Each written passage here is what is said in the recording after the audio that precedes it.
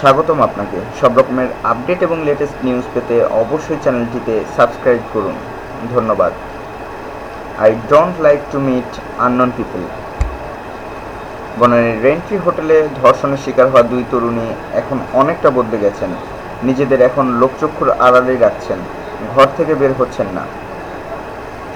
বদলে যাওয়া নিজের জীবন নিয়ে কথা বলছেন তারা। সম্প্রতি একটি জাতীয় দৈনিককে দেওয়া সাক্ষাৎকারে তারা বলেন, তাহলে বদলে যাওয়া জীবন ও সেই ভয়াল রাতের কথা বলেছেন।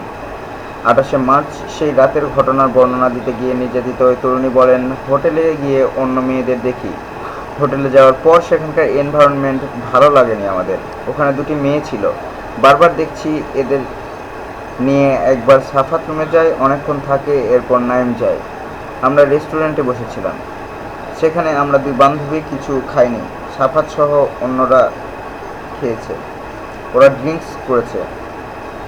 পরে হোটেলটির একটি কক্ষ ব্যাগ রেখে সুইমিং পুলে নেমেছিলাম। সেখানে আমি, আমার বান্ধবী, সাফাতের আরেকটা মেয়ে ফ্রেন্ড সাফাত, সাকিব ও আমার ডাক্তার বন্ধু নেমেছিল। সুইমিং পুল থেকে ওঠার পর অন্য মেয়েরা চলে যাচ্ছিল। তখন একটা মেয়ে আমাকে কিছু একটা বলতে চেয়েছিল, কিন্তু সাফাত কাছে চলে আসায় সে কিছু বলতে পারেনি। পরে তারা চলে যায়। এ সময় আমার মা কল দেন, আমরা চলে যেতে চাই। তখন সাফাতের আসল রূপ প্রকাশ পায়। আমাদের যেতে দেবে না, আমাদের ফোন কেড়ে নেয়, আমার ফ্রেন্ডের কারের কিউ সিজ করে রাখে, আর আমাদের সবাইকে দুটি রুমে আলাদা করে রাখে।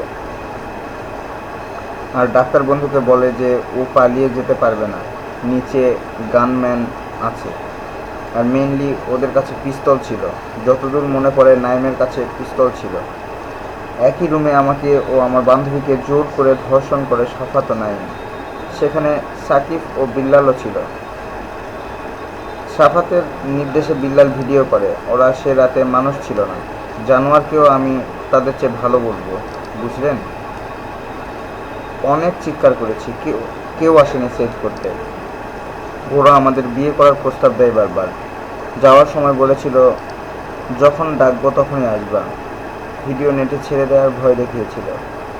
ওই রাতে ওরা ইয়াবা সেবন করেছিল। সাকিবের সঙ্গে করা কিছু চ্যাটের কপি দেখিয়ে বলেন, কেমন পরিস্থিতি থেকে এসেছি দেখেন। এই সাকিব ইচ্ছে করলে পারত তো বাঁচাতো। সাকিব যা করেছে তা কোনো বন্ধু করতে পারে না। তিনি জানান, প্রায় 2 বছর আগে রেগম্যান গ্রুপের মালিকের ছেলে সাদমান সাকিবের সঙ্গে পরিচয়। একটা প্রোগ্রামের ইভেন্ট ম্যানেজমেন্টে জব খুঁজতে গিয়েই পরিচয়টা হয়, তারপর বন্ধুতা। একদিন সন্ধ্যায় কল করে সাকিব বলে যে সে মিট করতে চায় আমাদের সঙ্গে। তখন আমি বললাম, আজ বাদ দাও, বাইরে বৃষ্টি হচ্ছে, অন্যদিন দেখা করব। কিন্তু সে বলল, আরে আসো, আমার সঙ্গে এক বড় ভাই সাফাত আছে। তখন আমি বলছি, দেখো, I don't like to meet unknown people. পরে সাকিব বলে, আরে এসো, সে অনেক ভালো, হেন তেন ইত্যাদি। তখন আমি বলেছি, তিনি চলে গেলে বলো, তখন এসে দেখা করে যাব। অনেকবার বলার পর গেছি। প্রথম দিনে সাফাত তার নিজের কথা বলছিল যে এক মেয়ের সঙ্গে তার রিলেশন ছিল, ভেঙে গেছে তার বাবার কারণে। তারপর খুব আজে বাজে কথা বলতেছিল ওই মেয়েকে নিয়ে। তখন আমরা একটু আনইজি ফিল করছিলাম।